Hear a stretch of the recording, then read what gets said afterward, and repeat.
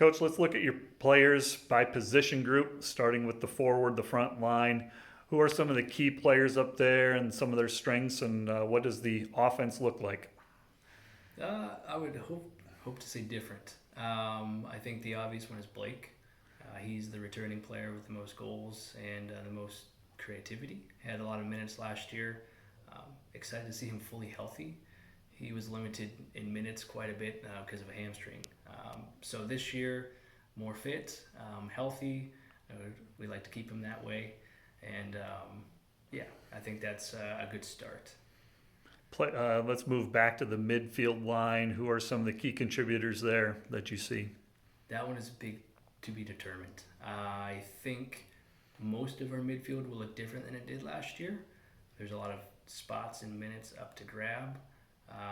Some of the newer guys that are coming in have been rotating in there, and then there have been some that developed more in the spring that didn't play as much in the fall.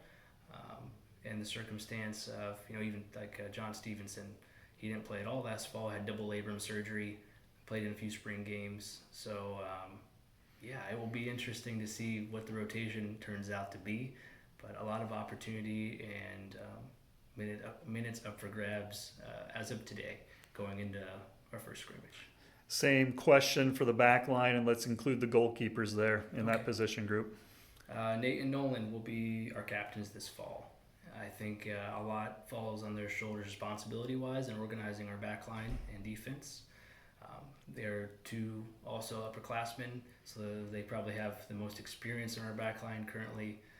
Nolan will be one of three seniors, and Nate has been almost every game starter since he's been here. So really excited to see how they develop and how they lead together. And goalkeeper-wise, I think at this moment it's a pretty open battle.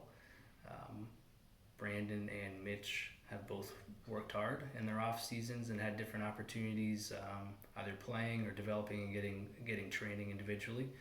So I think they'll split minutes going into this week and probably the next week or two. And ideally, we'll have a more comprehensive look at both of them when right before conference rolls around. Let's look ahead to your opponents later on this week. You have Ottawa coming up on Thursday, and then Saturday, another non-conference game in William Jewell. What are your goals that you want your team to do going into those? Yeah. Hopefully accomplish things that we've worked on in the last week, and I'm sure there will be gaps assessed. Once we get into it and when we get back home. We've played Ottawa 2 of the last 3 seasons, and both have been 1-goal games. I think we lost one the last 15 minutes, and then we had a penalty the first 10 minutes, and that's been a difference. They've been close. William Jewell is more of an unknown. I don't think we've played them. No, we haven't played them since I've been here. So looks like to be a developing program with some changing things of their own. So I think both will be good fixtures, relatively competitive, and hopefully we learn a few things along the way and continue to develop and grow how we want to play on the field.